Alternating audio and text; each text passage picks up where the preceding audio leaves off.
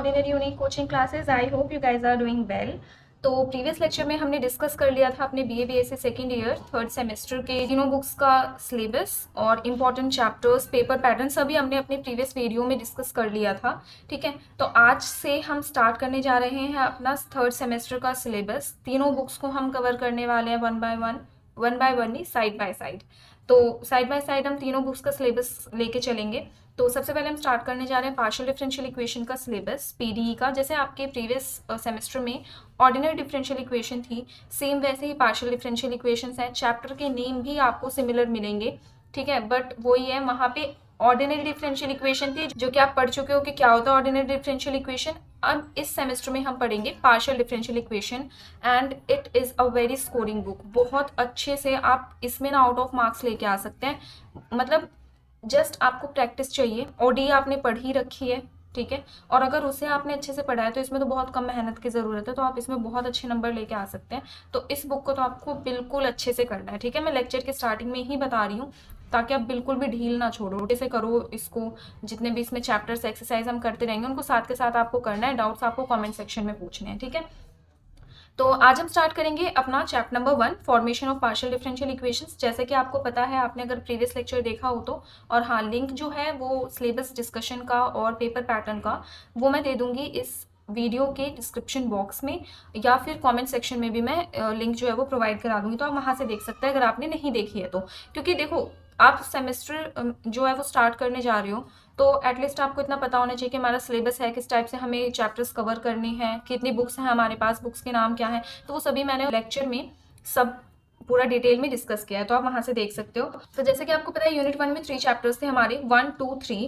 तो अभी हम यूनिट 1 ही स्टार्ट करने जा रहे हैं, chapter 1, formation of partial differential equations. तो लेक्चर स्टार्ट करने से पहले अगर आप चैनल पर नए हो तो चैनल को जल्दी से सब्सक्राइब कर लो ताकि आगे आने वाली सभी वीडियोस के नोटिफिकेशन आप तक पहुंच जाएं। तो स्टार्ट करते हैं आज का लेक्चर। जैसे कि आपकी बुक का नाम है partial differential equation and chapter का नाम है formation of partial differential equations. तो सबसे पहले आपको ये जानना है कि पार्शियल डिफरेंशियल इक्वेशंस होती क्या है। तो इसमें सिंपल सी आपको एक कंडीशन ध्यान रखनी है। जैसे मैं यहाँ पे एक इक्वेशन लिखती हूँ और उससे हम समझेंगे कि ये पार्शियल डिफरेंशियल इक्वेशन कैसे है। जैसे मैंने यहाँ पे एक इक्वेशन लिखी, f of x y z, ये 3 वेरिएबल्स होंगे आपके इक्वेशन में। अब जो मैं लिखने जा रही हूँ उसे ध्यान से देखना, curl z by curl x, curl z by curl y, curl square z by curl x square, curl square z by curl x, curl y, curl square z by curl y square and so on is equals to 0।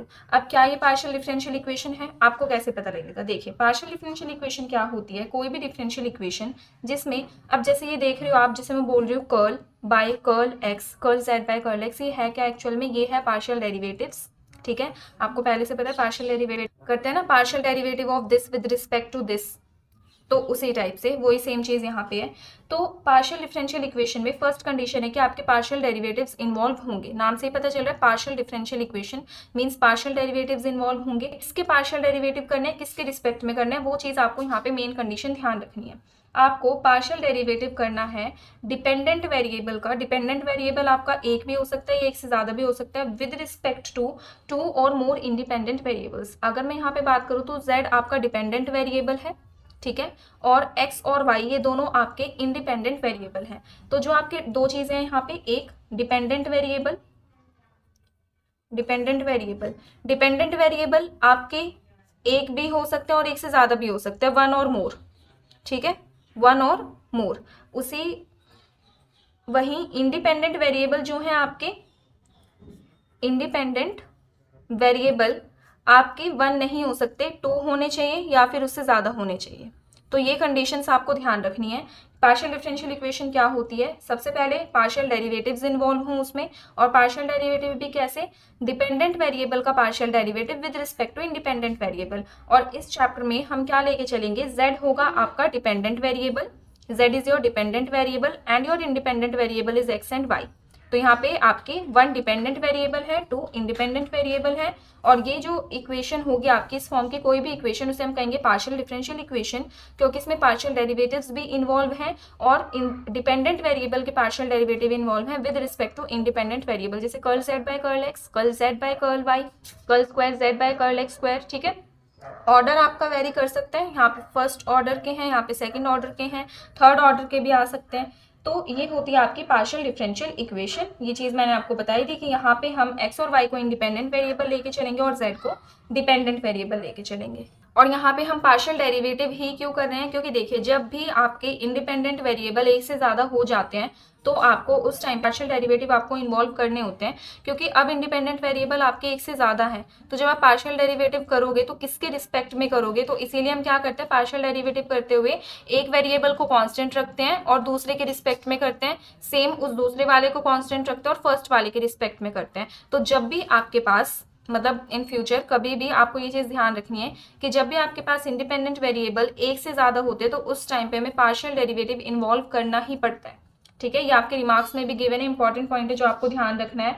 अब यहाँ पे जैसे partial derivative को हम denote कैसे करेंगे, वैसे तो आपको यहीं पे पता चल चुका है बट मैं बता देती हूँ किस टाइप से हम डिनोट करेंगे। अगर हमें पार्शियल डेरिवेटिव करना है z का विद रिस्पेक्ट टू x, तो हम यहाँ पे कर्ल ऑपरेट कर देंगे, curl z by curl x means partial derivative of z with respect to x। इसी टाइप से partial derivative of z with respect to y, ये साइन आपको लगाना है यहाँ पे।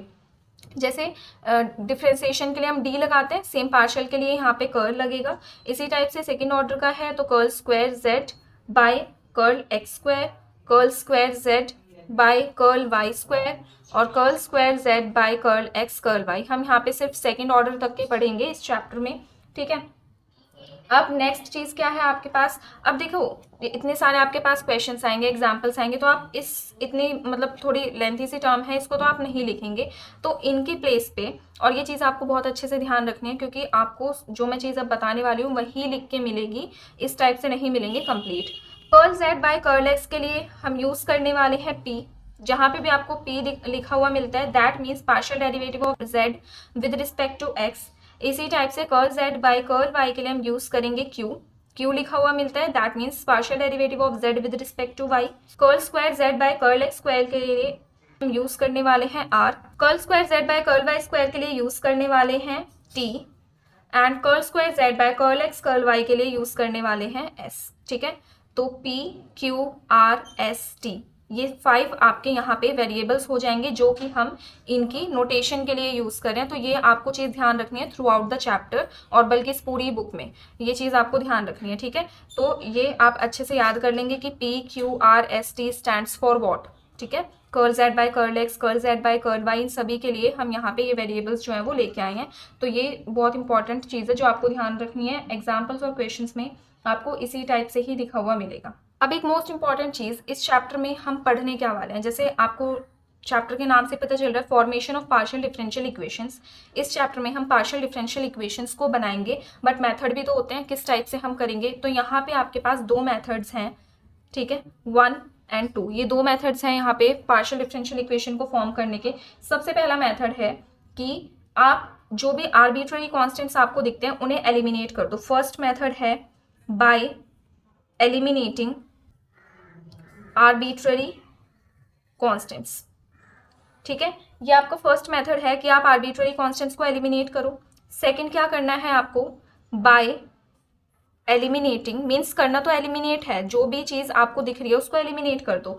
तो फर्स्ट मेथड में आप आर्बिट्ररी कॉन्स्टेंट्स एलिमिनेट करेंगे और सेकंड मेथड में आप क्या कर सकते हैं, बाय एलिमिनेटिंग आर्बिट्ररी फंक्शंस, आप आर्बिट्ररी फंक्शंस एलिमिनेट कर सकते हैं। तो इन 2 मेथड का यूज़ करके हम इस चैप्टर में पार्शियल डिफरेंशियल इक्वेशंस को फॉर्म करने वाले हैं। तो इस चैप्टर में आपकी 2 एक्सरसाइज हैं। फर्स्ट एक्सरसाइज में हम सीखेंगे कि how to form partial differential equation by eliminating arbitrary constants. Exercise 1.2 में हम सीखेंगे how to form partial differential equation by eliminating arbitrary functions. यहाँ पे हम ओनली कॉन्स्टेंट्स को एलिमिनेट करेंगे और यहाँ पे कंप्लीट फंक्शन को एलिमिनेट करेंगे। नेक्स्ट आ रहा है order and degree of partial differential equation. इसे आप ऑर्डिनरी डिफरेंशियल इक्वेशन में भी अच्छे से सीख चुके हो कि ऑर्डर क्या होता है और डिग्री क्या होती है। हम एग्जांपल से ही समझते हैं। जैसे आपको यहाँ पे फर्स्ट एग्जांपल दिया हुआ है x square curl z by curl x plus y square curl z by curl y equals to z square. यह आपकी एक पार्शियल डिफरेंशियल इक्वेशन है और इसका ऑर्डर और डिग्री क्या होगा, जैसे कि मैंने आपको बताया था कि ऑर्डर क्या होता है, जो भी आपके पास यहाँ पे ये पार्शियल डेरिवेटिव है ये कितने टाइम्स ऑपरेट हो रहा है पार्शियल डेरिवेटिव, वो होता है उसका ऑर्डर। जैसे यहाँ पे curl z by curl x है, curl z by curl y, that means 1 time operate हो रहा है ओनली, तो इसका ऑर्डर हो गया 1, फर्स्ट ऑर्डर। ठीक है, सेम उसी टाइप से डिग्री को हम कैसे डिफाइन कर सकते हैं, जो भी आपका हाईएस्ट ऑर्डर का पार्शियल डेरिवेटिव है उसकी पार आपको देखनी है। ठीक है, जैसे हम कोई भी दूसरा एग्जाम्पल लेते हैं, ये हो गया आपका यहाँ पे curl z by curl x, curl z by curl y, order तो वन रहेगा क्योंकि एक ही टाइम आपका पार्शियल डिफरेंशियल ऑपरेटर ऑपरेट हो रहा है। बट अगर हम यहाँ पे देखें डिग्री, तो इसकी पार है 1 और इसकी पार है 2, तो हम डिग्री क्या लेके चलेंगे 2। ठीक है, क्योंकि यहाँ पे हमारा जो हाईएस्ट ऑर्डर का पार्शियल डेरिवेटिव था उसकी पार है 2, तो डिग्री भी हो जाएगी 2। तो इसी टाइप से यहाँ पे फर्स्ट ऑर्डर सेकंड डिग्री हो गया। और इसमें क्या था कि दोनों की पार क्या थी 1, तो डिग्री आपकी रहेगी 1। नेक्स्ट एग्जाम्पल देख लेते हैं, यहाँ पे भी ऑर्डर आपका 1 रहेगा क्योंकि curl z by curl x, जहाँ पे भी आपको इस टाइप से दिख जाए curl square z by curl x square, तो ऑर्डर 2 हो जाएगा। ठीक है, और अगर हम इनकी डिग्री की बात करें तो इसकी डिग्री है 3, इसकी है 4, बट हाईएस्ट क्या है दोनों में से 4, तो first order and fourth degree. Next example देख लेते हैं। अब यहाँ पे देखो 2 टाइम्स ऑपरेट हो रहा है ना, स्क्वायर आ गया, curl square z by curl x square, curl square z by curl y square, तो दैट मीन्स ऑर्डर हो गया आपका यहाँ पे 2, बट डिग्री ध्यान देना, ऑर्डर तो हो गया 2, डिग्री क्या रहेगी, इनकी पार क्या है दोनों की 1 और इसकी भी पार क्या है 1, तो इन दोनों की जो डिग्री है वो 1 रहेगी। ठीक है, तो डिग्री हो गई आपकी 1, इस पार्शियल डिफरेंशियल इक्वेशन की डिग्री 1 रहेगी, तो डिग्री इज 1। नेक्स्ट आपके पास लास्ट एग्जाम्पल है, यहाँ पे अगर आप देखो तो ऑर्डर कितना है आपका, यहाँ पे curl z by curl x है, curl cube z by curl y cube है, curl z by curl x है। तीनों में से हायर ऑर्डर का कौन सा है, जो जितने भी मतलब ज्यादा टाइम ऑपरेट हो रहा है वो आपका हायर ऑर्डर का है, तो यहाँ पे 3 टाइम्स ऑपरेट हो रहा है, तो 3 आपका क्या हो गया ऑर्डर, थर्ड ऑर्डर।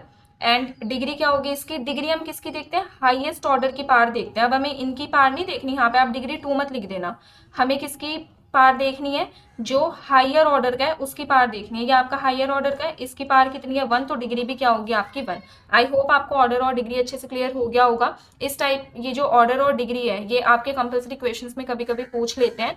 ठीक है, और आपको ये चीज पता होनी चाहिए। तो नेक्स्ट आते हैं हमारे parts of partial differential equation. 2 types की आपकी डिफरेंशियल इक्वेशन होती है, linear differential equation and non linear differential equation. Linear differential equation आपकी क्या होती है, जब आपका डिपेंडेंट वेरिएबल और उसके पार्शियल डेरिवेटिव सिर्फ फर्स्ट डिग्री में आए तो वो होती है आपकी लीनियर डिफरेंशियल इक्वेशन, और अगर डिग्री आपकी ज़्यादा हो तो वो होती है नॉन लीनियर डिफरेंशियल इक्वेशन। ठीक है, डेफिनेशन देख लेते हैं। देखिए, linear and non linear partial differential equations. Definition, a partial differential equation is said to be linear if the dependent variable and its partial derivative. जो भी आपका डिपेंडेंट वेरिएबल है, डिपेंडेंट वेरिएबल हम क्या लेके चल रहे हैं इसमें, z आपका डिपेंडेंट वेरिएबल है, x और y आपके इंडिपेंडेंट वेरिएबल है, तो डिपेंडेंट वेरिएबल और उसके पार्शियल डेरिवेटिव जब फर्स्ट डिग्री में आते हैं, डिग्री फर्स्ट होती है, तो and are not multiplied together, और वो आपस में मल्टीप्लाई भी नहीं हो सकते, तो उस टाइम पे वो जो इक्वेशन होगी पार्शियल डिफरेंशियल इक्वेशन, उसे हम कहेंगे linear partial differential equation. Otherwise अगर आपकी डिग्री हायर होती है तो उसे हम क्या कहेंगे, non linear partial differential equation. Simple सी है, तो हम ये इन दोनों टाइप्स की ही डिफरेंशियल इक्वेशंस पढ़ने वाले हैं।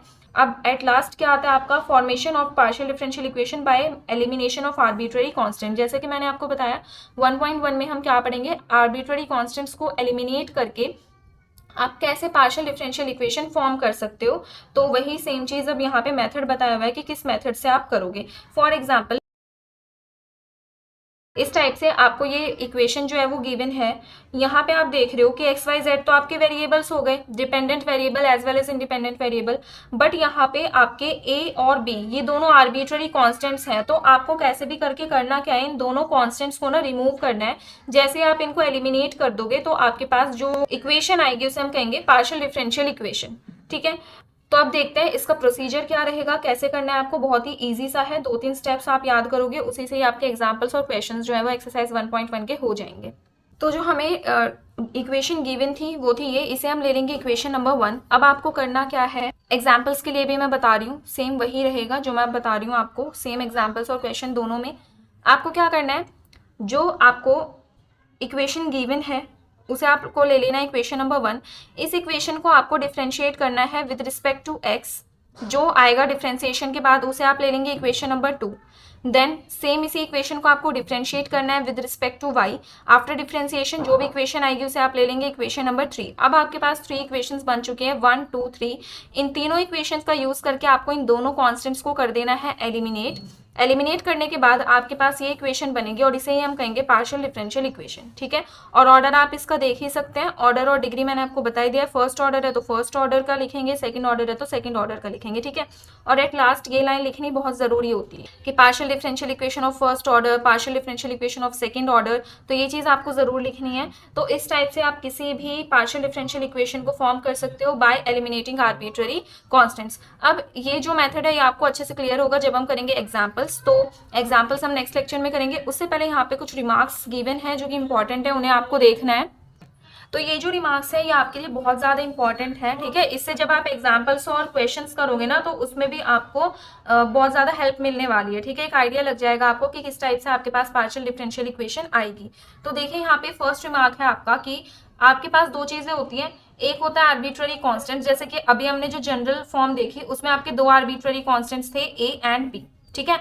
आर्बिट्ररी कॉन्स्टेंट्स और इंडिपेंडेंट वेरिएबल, अगर आपका इन दोनों का नंबर इक्वल होता है, जैसे यहाँ पे टू आर्बिट्ररी कॉन्स्टेंट्स है, यहाँ पे टू इंडिपेंडेंट वेरिएबल है, तो उस टाइम पे जब आप इन कॉन्स्टेंट्स को एलिमिनेट करोगे तो आपके पास पार्शियल डिफरेंशियल इक्वेशन आएगी फर्स्ट ऑर्डर की। जैसे अभी जो जनरल फॉर्म हमने करी यहाँ पे, तो इसमें क्या था ये दिख रही होगी आपको। तो इसमें क्या था, हमारे पास दो आर्बिट्ररी कॉन्स्टेंट्स थे, दो इंडिपेंडेंट वेरिएबल थे, तो आपने देखा यहाँ पे पार्शियल डिफरेंशियल इक्वेशन आई फर्स्ट ऑर्डर की। तो ये चीज़ हमेशा कब होगी, जब आपके पास आर्बिट्ररी कॉन्स्टेंट और इंडिपेंडेंट वेरिएबल का नंबर सेम हो, ठीक है। तो ये हो गया आपका फर्स्ट रिमार्क। सेकंड केस आता है अगर आर्बिट्ररी कांस्टेंट का नंबर लेस हो जाए नंबर ऑफ इंडिपेंडेंट वेरिएबल से, मींस यहाँ पे दो इंडिपेंडेंट वेरिएबल है और आर्बिट्ररी कांस्टेंट हो जाए आपका ओनली वन, तो उस टाइम पे क्या होगा, उस टाइम पे जब आप कांस्टेंट्स को एलिमिनेट करोगे तो आपके पास एक से ज्यादा पार्शियल डिफरेंशियल इक्वेशन आएगी, ठीक है। मतलब फर्स्ट ऑर्डर की ही पार्शियल डिफरेंशियल इक्वेशन आएगी, लेकिन वो एक से ज्यादा होंगी, मीन्स आपके पास दो या तीन, मतलब more than one partial differential equation आपके पास आएंगी फर्स्ट ऑर्डर की। ये हो गया सेकंड। थर्ड केस आपका बनता है if number of arbitrary constant is more than number of independent variable, ठीक है। फर्स्ट केस में हमने क्या पढ़ा, आपके जब आर्बिट्ररी कांस्टेंट और इंडिपेंडेंट वेरिएबल के नंबर सेम थे। सेकंड में हमने पढ़ा arbitrary constant is less than, ये लेस देन है नंबर ऑफ इंडिपेंडेंट वेरिएबल से। अब थर्ड में हम पढ़ने वाले हैं arbitrary constant is more than the number of independent variables, ठीक है। तो उस टाइम पे क्या होगा, आपकी पार्शियल डिफरेंशियल इक्वेशन तो एक ही आएगी लेकिन उसका ऑर्डर वन से ज्यादा होगा, ठीक है। जरूरी नहीं है वो फर्स्ट ऑर्डर क्या है, सेकंड ऑर्डर भी हो सकता है, थर्ड ऑर्डर भी हो सकता है। तो ये तीनों रिमार्क्स आपके लिए बहुत ज्यादा इंपॉर्टेंट है, आप इनका स्क्रीनशॉट भी ले सकते हैं, ठीक है। ये जरूर जानने हैं। तो इससे आपको हेल्प क्या होगी कि जब भी आप क्वेश्चन करोगे ना तो आप देख लोगे कि कितने आर्बिट्ररी कांस्टेंट है, कितने आपके इंडिपेंडेंट वेरिएबल है। तो जब आपका आंसर आएगा तो आप एक वेरिफिकेशन कर सकते हो कि हाँ, आपको पता रहेगा कि जब ये दोनों इक्वल हैं तो आपके पास partial differential equation first order की आएगी। तो आप एक वेरिफिकेशन कर सकते हो कि हाँ, हमारी जो पार्शियल डिफरेंशियल इक्वेशन है वो फर्स्ट ऑर्डर की आई है, दैट मीन्स हमारा आंसर करेक्ट है। तो इसलिए आपके ये जो रिमार्क्स हैं वो बहुत ज़्यादा इंपॉर्टेंट है, इन्हें आपको अच्छे से करना है। नेक्स्ट आपके पास है एग्जाम्पल्स, जिन्हें हम करेंगे नेक्स्ट लेक्चर में। तो लेक्चर्स हम इसी टाइप से बनाएंगे, एक लेक्चर में हम करेंगे बेसिक जो भी है एक्सरसाइज का, नेक्स्ट लेक्चर में उसके एग्जाम्पल्स, ठीक है। क्योंकि बेसिक ना बहुत ज्यादा इंपॉर्टेंट होता है। एग्जाम्पल अगर आप डायरेक्ट करोगे तो आपको समझ में नहीं आएगा। अब आपने एग्जाम्पल फर्स्ट देखा, उसमें क्या इक्वेशन गिवन है, ए बी क्या है, उसमें किस टाइप की इक्वेशन है, आपको कुछ समझ में नहीं आएगा। तो इसके लिए बेसिक इज वेरी इंपॉर्टेंट। तो बेसिक हमने आज के लेक्चर में डिस्कस कर लिया है। नेक्स्ट लेक्चर में हम करेंगे एक्सरसाइज 1.1 के एग्जाम्पल्स। टिल देन अगर कोई भी आपको डाउट है बेसिक में तो आप कमेंट सेक्शन में कमेंट कर सकते हैं। And if you like today's lecture then please do hit the like button, subscribe to ordinary unique coaching classes, क्योंकि इसी चैनल पर आपको मिलने वाली हैं सभी अपनी जो थर्ड सेमेस्टर हमने स्टार्ट कर ही दिया है। तो जितने भी थर्ड सेमेस्टर की बुक्स हैं हमारी, उनका साइड बाय साइड हम सिलेबस जो है वो कवर करते रहेंगे। तो स्टे ट्यून।